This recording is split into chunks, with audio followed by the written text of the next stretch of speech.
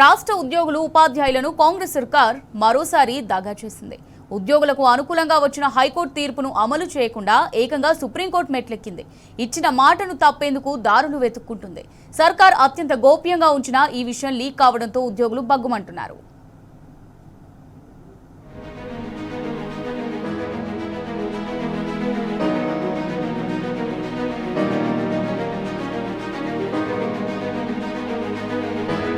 పాత పింఛన్పై రేవంత్ సర్కార్ దగా చేసింది.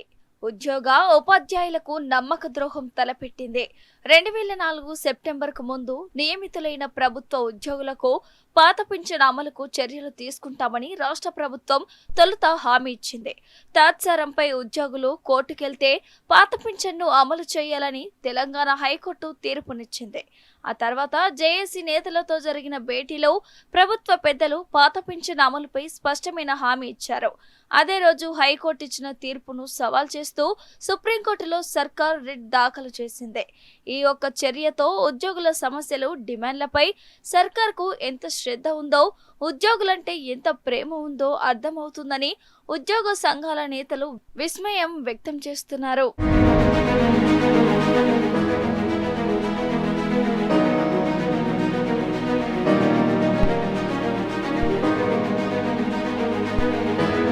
రాష్ట్రంలో 2004 సెప్టెంబర్కు ముందు నియమితులైన ప్రభుత్వ ఉద్యోగులకు పాత పింఛన్ సదుపాయాన్ని అమలు చేయాలని తెలంగాణ హైకోర్టు 2025 జూలైలో చారిత్రాత్మక తీర్పునిచ్చింది. డిఎస్సి 2003 టీచర్లతో పాటు ట్రాన్స్కో, జెన్కో, వివిధ డిస్కంలలో పనిచేసే ఉద్యోగులకు పాత పింఛన్ అమలవుతుందని అంతా భావించారు. అయినా సర్కార్ తీవ్ర జాప్యం చేసింది. దీనిపై మళ్లీ ఉద్యోగులు కోర్టుకెళ్లారు. 3 నెలల్లో తీర్పును అమలు చేయాలని కోర్టు స్పష్టం చేసింది. హైకోర్టు తీర్పుపై ఈ నెల 2న సుప్రీంకోర్టులో రాష్ట్ర ప్రభుత్వం స్పెషల్ లీవ్ పిటిషన్ దాఖలు చేసింది.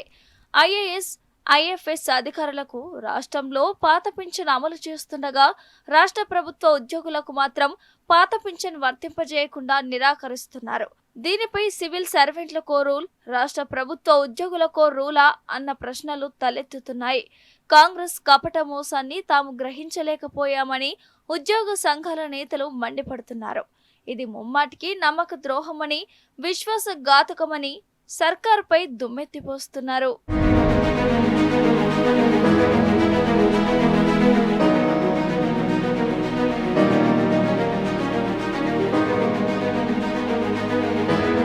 దీర్ఘకాలిక సమస్యల పరిష్కారం కోసం ఉద్యోగ సంఘాల జేఏసీలు పోరుబాటకు గత నెలలోని పిలుపునిచ్చాయి. ఈ నెల 5న సామూహిక నిరాహార దీక్షలు తలపెట్టగా జడుసుకున్న సర్కార్ ఈ నెల 2న ఉద్యోగ సంఘాల జేఏసీ నేతలతో చర్చలు జరిపింది.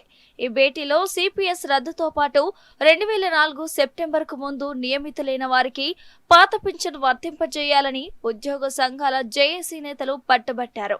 సాక్షాత్తు సీఎం రేవంత్ రెడ్డి ఉద్యోగులకు అనేక అంశాలపై హామీలిచ్చారు. సిపిఎస్ అంశాన్ని డిప్యూటీ సీఎం పరిశీలిస్తారని, 2004 సెప్టెంబర్కు ముందు నోటిఫికేషన్ల ద్వారా నియమితులైన వారికి పాత పింఛన్ వర్తింపజేస్తామని జేఏసీ నేతలకు హామీనిచ్చారు. సీఎం హామీలపై హర్షం కూడా వ్యక్తం చేశారు. దీంతో హైకోర్టు తీర్పును సర్కార్ అమలు చేస్తుందని ఉద్యోగ సంఘాల నేతలు భావించారు. ఆ హామీనిచ్చిన రోజే కాంగ్రెస్ సర్కార్ హైకోర్టు తీర్పును సవాల్ చేస్తూ సుప్రీంకోర్టులో స్పెషల్ లీవ్ పిటిషన్ దాఖలు చేసింది. సర్కార్ అత్యంత గోప్యంగా ఉంచిన ఈ విషయం లీక్ కావడంతో ఉద్యోగులు బగ్గుమంటున్నారు. కాంగ్రెస్ సర్కార్ మోసాన్ని ఎండగడుతున్నారు.